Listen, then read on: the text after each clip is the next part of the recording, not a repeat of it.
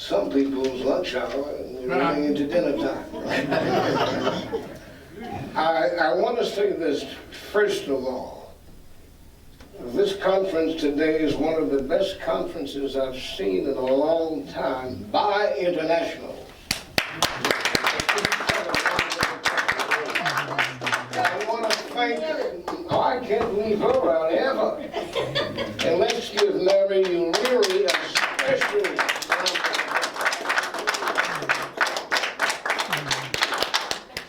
There's something so God-filled today. You don't see it often.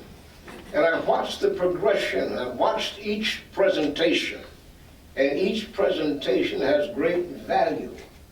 If we learn the ethics of what that represents collectively, as our prior speaker just made a very strong point.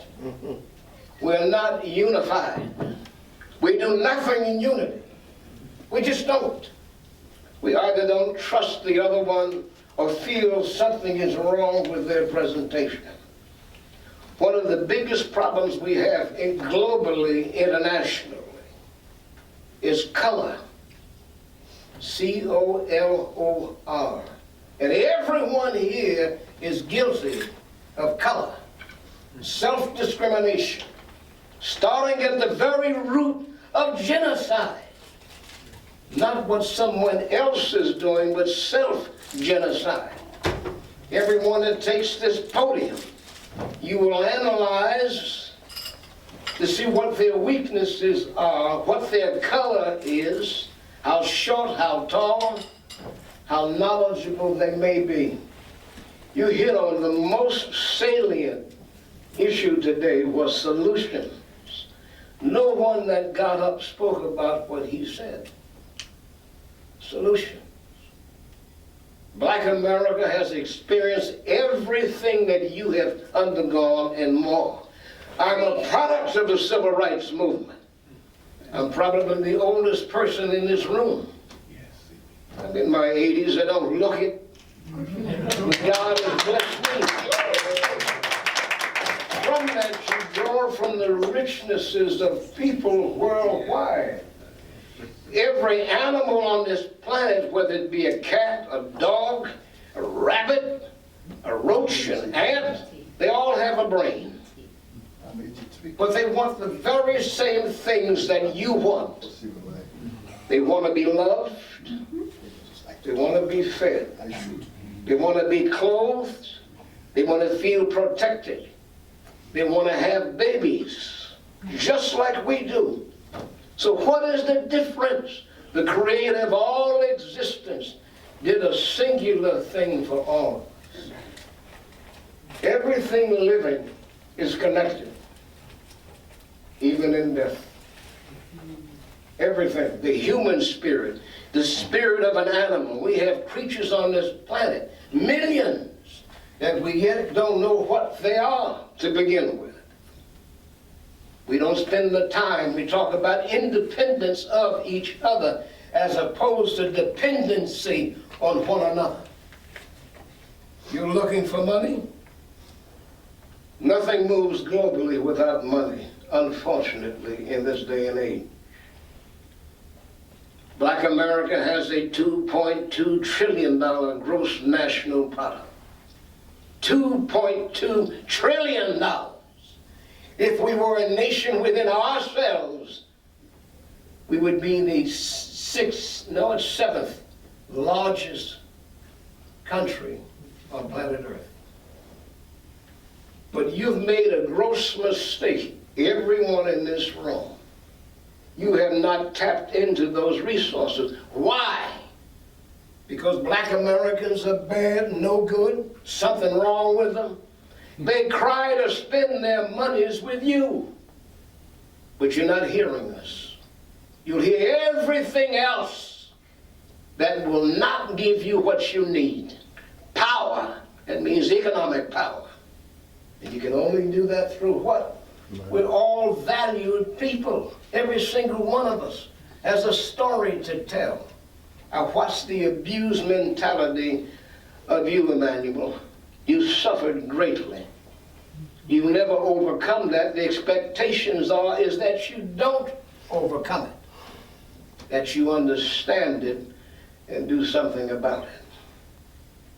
I listened to Walter and his presentation as well.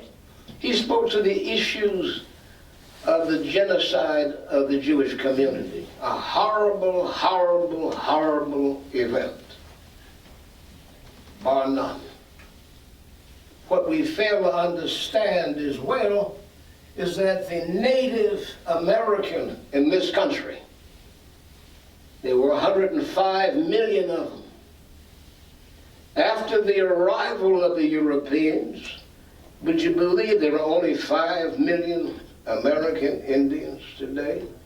What happened to the 100 million that were genocided? Not to speak about the genocide of what happened to black Americans before they became that. Not to talk about those other issues of other nations that have had problems in other parts of the world. They're not going to go away until we grow up and embrace one another. You want to deal with racism, fascism? It'll only happen when you're willing to work together. I shared something with Walter earlier. I spoke at a group of Jewish individuals, and I was asked a question, Dr. Bland, what do you think that the black community has to do in order to lift itself up? And I said to them, and I was accused of being anti-Semitic. It was not intended to be viewed in that manner. Let's hear it. I said, we need to do just what the experts have done facing this. He said, what do you mean by that? I would do just what the Jewish community did. 6 million people. They have come back with great force. They're committed to themselves. I remember an incident which I applauded when there was 69 sanctions against the Jewish community by the United Nations and by the U.S. government. Against Israel. They were against Israel. Israel, not against the United States. No, but not the Jewish community. Israel. Israel. Well, they didn't listen to anybody. They were told they couldn't have a nuclear warhead, nuclear arms. They went out and somehow, miraculously, came up with nuclear power. They didn't pay for it, they took it. And the reason for doing that, now while I admire this, they said what happened to them in that Holocaust would never, never, ever happen again. Ever happen again. You can give him a round of applause. Applaud for the right thing. That's what happened to us during the civil rights era. We decided, black Americans, we were not going to put up with this foolishness any longer. That was the end of it. We said we would rather die than to go through this again. Not 1 year, 2 years, 100 years, 500 years of oppression because of the color of your skin. You don't like me because I'm a light-skinned person. He's a brown-skinned person. He's a white-skinned person, a lighter-skinned person. How ridiculous is that? Who's committing the greatest act of genocide? Your rejection of your people. Well, the Jewish community set that clear for everybody. If you don't work with them, they're not going to work with you. Simple. Now, there's a disparity in our relations internationally. If you have access to that $2.2 trillion, you can change the world. Hello. One of the other things mentioned, which was so vital, I could have kissed you when you were up here. You might not have let me, but I could have kissed you. Is that you have to have those resources that make a difference in the world.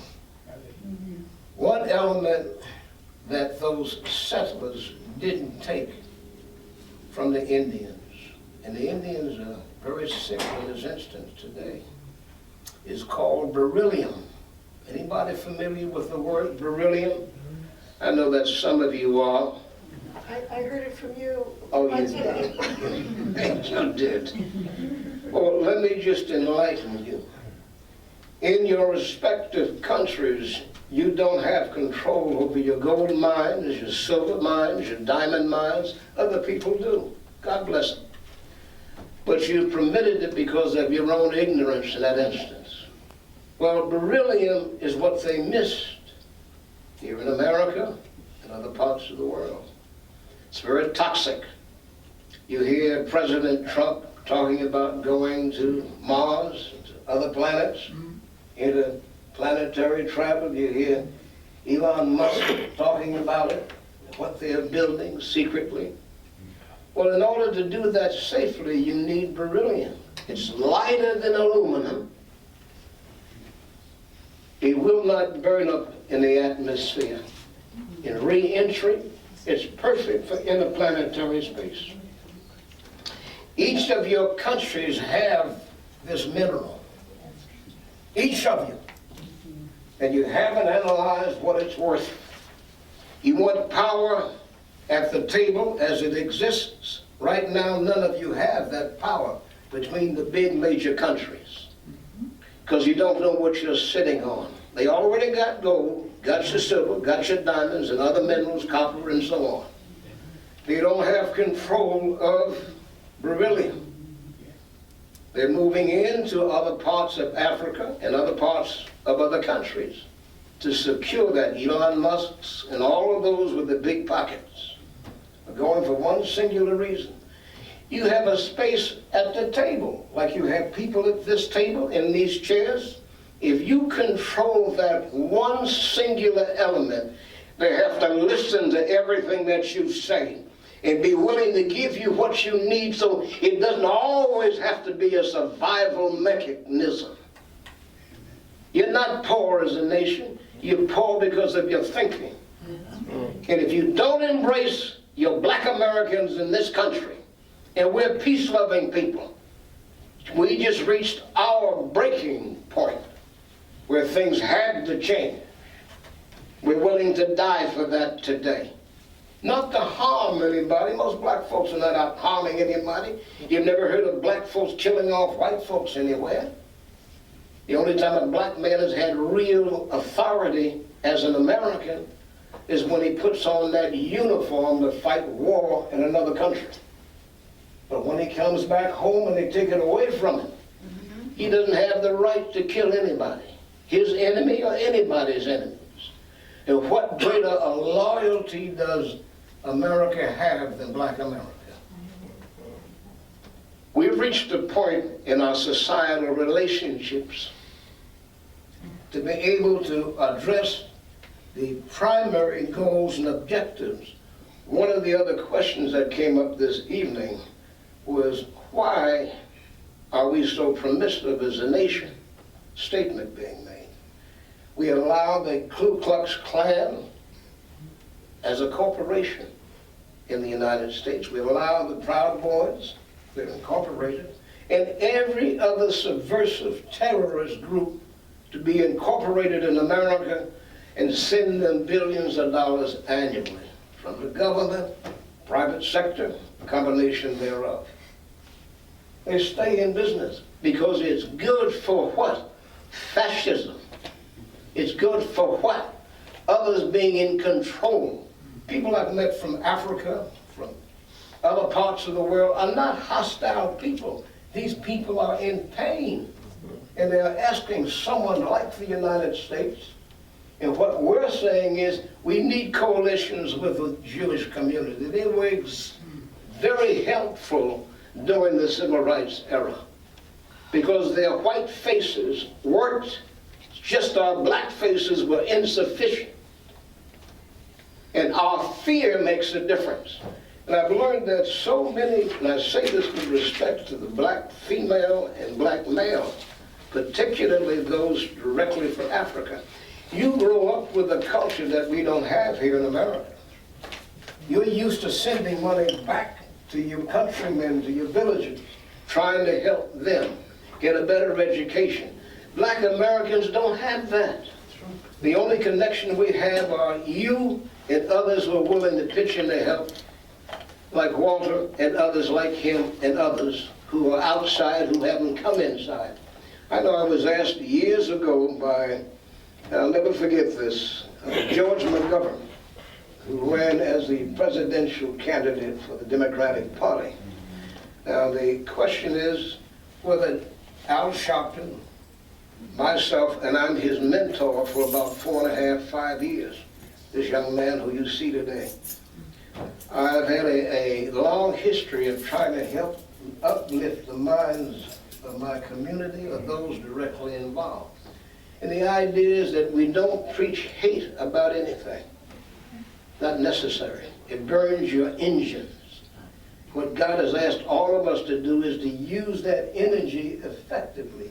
Yours has been heavily studied, considerably above those that have given the presentation today. You're looking at the real issue of job creation.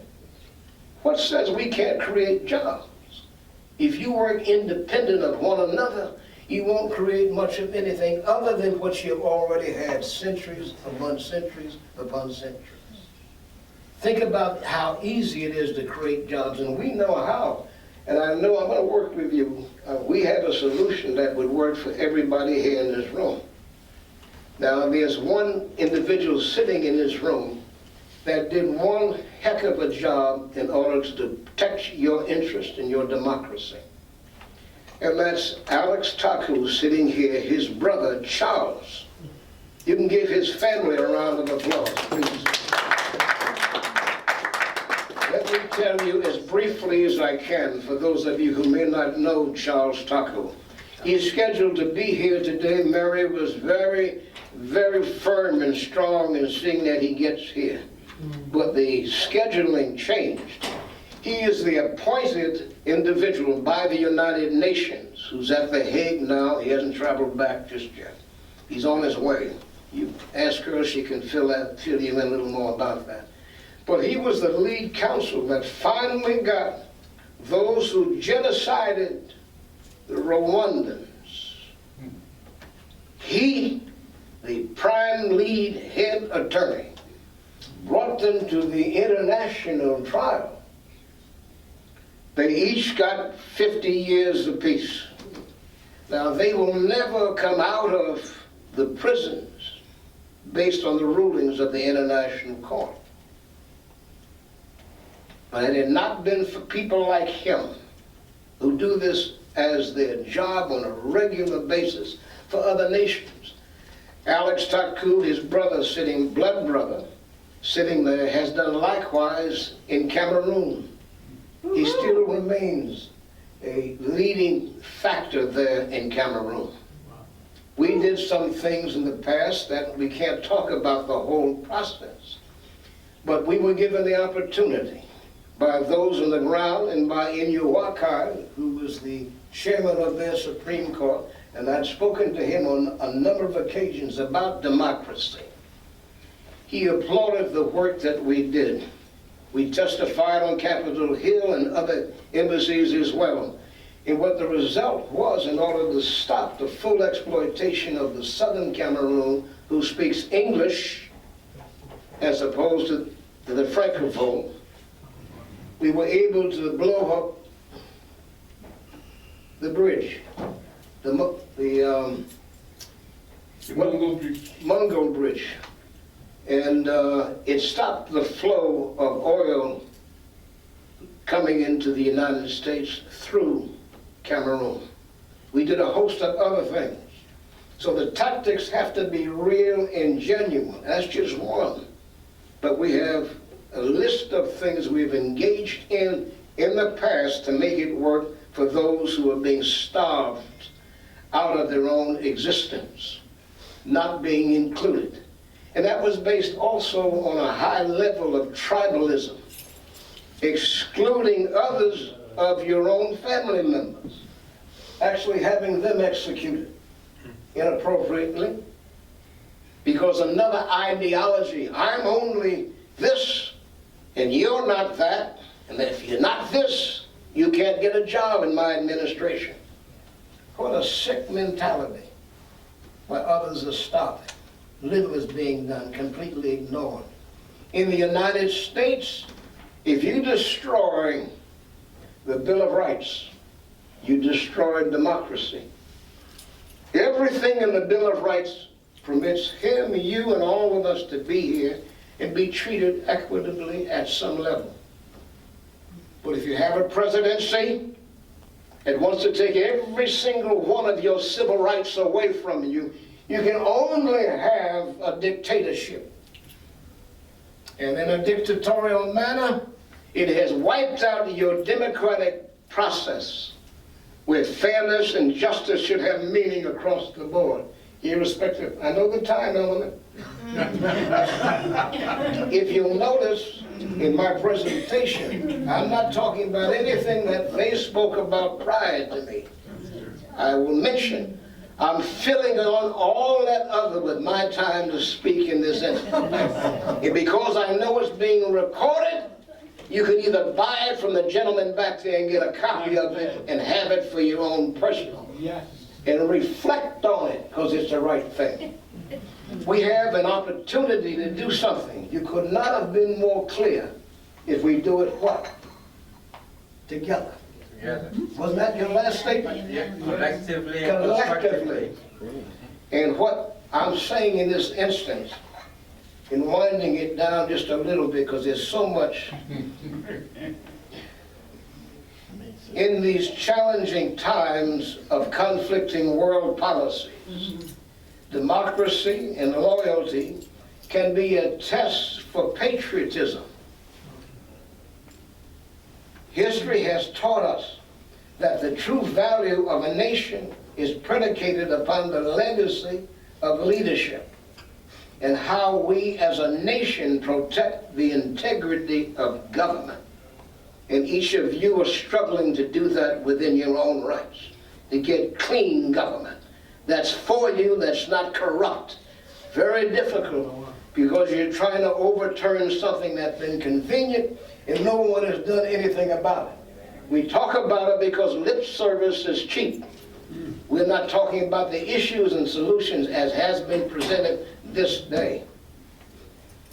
The Constitution of the United States is committed to the security of America and the well-being of all of its people.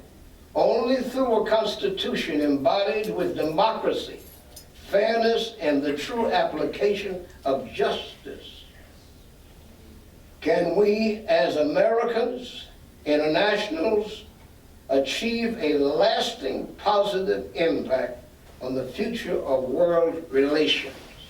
Getting back to what you were saying earlier. In God we trust the future of tomorrow.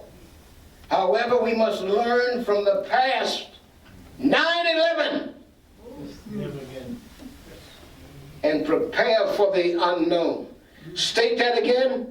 You said never again. Everybody say never again. Never again.